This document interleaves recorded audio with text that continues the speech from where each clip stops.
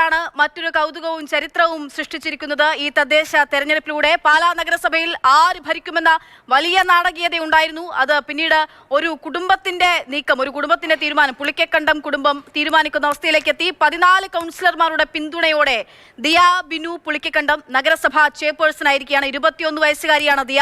രാജ്യത്തെ ഏറ്റവും പ്രായം കുറഞ്ഞ നഗരസഭാ അധ്യക്ഷ എന്ന നേട്ടം കൂടിയാണ് തന്റെ 21ാം വയസ്സിൽ ദിയ ബിനു പുളിക്കക്കണ്ടം സ്വന്തമാക്കിയിരിക്കുന്നത്. കേരള കോൺഗ്രസ് മാണി വിഭാഗം തങ്ങളുടെ ഈറ്റില്ലമായ പാലായിൽ, മാണി സാറിന്റെ പാലായിൽ ഇതാദ്യമായി കേരള കോൺഗ്രസ് എം പ്രതിപക്ഷത്തേക്ക് എത്തുന്നു എന്നുള്ള ഒരു ചരിത്രം കൂടി ഇവിടെ ഉണ്ടാകുന്നുണ്ട്. എന്തായാലും UDF-ന് പിന്തുണ നൽകിയതിന് പിന്നാലെ നഗരസഭാ അധ്യക്ഷ സ്ഥാനം ഞങ്ങൾക്ക് ആദ്യ ടൈമിൽ വേണമെന്നുള്ളതായിരുന്നു പുളിക്കക്കണ്ടം കുടുംബത്തിന് ആവശ്യം. പിന്നാലെയാണ് ദിയ ആ ചരിത്രത്തിലേക്ക് കാലുകുത്തിയിരിക്കുന്നത്. കേരള കോൺഗ്രസ് മാണി വിഭാഗത്തിന് തങ്ങളുടെ രാഷ്ട്രീയ ജീവിതത്തിലെ ഏറ്റവും വലിയ തിരിച്ചടിയാണ് ഇന്ന് പാലാ നഗരസഭയിൽ ഉണ്ടായിരിക്കുന്നത്. പാലാ നഗരസഭയിലെ പ്രധാന പ്രതിപക്ഷമായിട്ട് കേരള കോൺഗ്രസ് മാണി വിഭാഗം മാറിയിരിക്കുന്നു. UDF-ലെ ദിയ ബിനു പുളിക്കക്കണ്ടം രാജ്യത്തെ ഏറ്റവും പ്രായം കുറഞ്ഞ ചെയർപേഴ്സൺ എന്ന പദവിയും ഏറ്റെടുത്തു. മമതയോ വാത്സല്യമോ വിദ്വേഷമോ കൂടാതെ ഞാൻ എൻ്റെ ഔദ്യോഗിക കർത്തവ്യങ്ങൾ യഥാർത്ഥിയായും വിശ്വാസ്യതയോടും എൻ്റെ പരമാവധി കഴിവും അറിവും വിവേചന ശക്തിയും ഉപയോഗിച്ചുകൊണ്ട് നിർവഹിക്കുമെന്ന് ഈശ്വരനാമത്തിൽ സത്യപ്രതിജ്ഞ ചെയ്യുന്നു.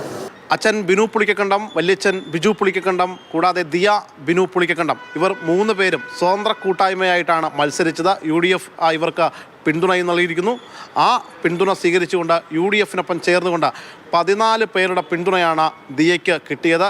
നല്ല ഭരണം പാലായിൽ കാഴ്ചവെക്കും എന്ന കാര്യമാണ് ദിയ വ്യക്തമാക്കിയിരിക്കുന്നത്.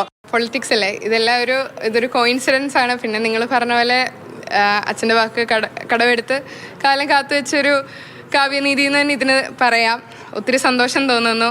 കേരള കോൺഗ്രസ് മാണി വിഭാഗത്തെ സംബന്ധിച്ചിടത്തോളം റോം നഷ്ടപ്പെട്ട മാർപ്പാപ്പയുടെ അവസ്ഥ എന്ന് തന്നെ വേണം പറയേണ്ടിയിരിക്കുന്നു. തങ്ങളുടെ ഏറ്റവും പ്രധാനപ്പെട്ട ഈറ്റില്ലമായ പാലായിലെ സർവ്വ ഭരണങ്ങളും ആ കയ്യിൽ നിന്ന് പോയ അവസ്ഥയാണുള്ളത്. കോട്ടയത്തെ പാർലമെൻറ്റ് സീറ്റ് നഷ്ടമാകുന്നു, പിന്നീട് നിയമസഭാ സീറ്റ് നഷ്ടമാകുന്നു. ഇപ്പോഴത്തെ ചരിത്രത്തിൽ ആദ്യമായിട്ട് പാലാ മുനിസിപ്പാലിറ്റിയിലെ ഭരണവും കേരള കോൺഗ്രസ് മാണി വിഭാഗത്തിൻ്റെ കയ്യിൽ നിന്നും നഷ്ടപ്പെട്ടിരിക്കുന്നു. ഞാനെപ്പോഴും പറയും, ഒരു തെരഞ്ഞെടുപ്പിൻ്റെ ആവർത്തനമല്ല മറ്റു തെരഞ്ഞെടുപ്പ്. കഴിഞ്ഞ പ്രാവശ്യം നമ്മൾ കണ്ടു, അതിന് മുമ്പത്തെ പ്രാവശ്യം നമ്മൾ കണ്ടു. ക്രിയാത്മകമായ പ്രതിപക്ഷമായിട്ട് നമ്മൾ മുന്നോട്ട് പോകും. സ്വതന്ത്ര കൂട്ടായ്മയായിട്ടാണ് ബിനുവും ബിജുവും ദിയയും മത്സരിച്ചത്. പിന്നീട് LDF-ലേക്ക് പോകണോ UDF-ലേക്ക് പോകണോ എന്ന ഒരു ആശങ്കയുണ്ടായിരുന്നു. എന്നാൽ UDF തന്നെയാണ് തങ്ങളുടെ ഏറ്റവും നല്ല ഇടം എന്ന് മനസ്സിലാക്കിക്കൊണ്ടാണ് UDF-ഉമായിട്ട് മൂവരും കൈകോർക്കുകയും രാജ്യത്തെ ഏറ്റവും പ്രായം കുറഞ്ഞ ചെയർപേഴ്സൺ എന്ന പദവിയിലേക്ക് ദിയ ബിനു എത്തുകയും ചെയ്തത്.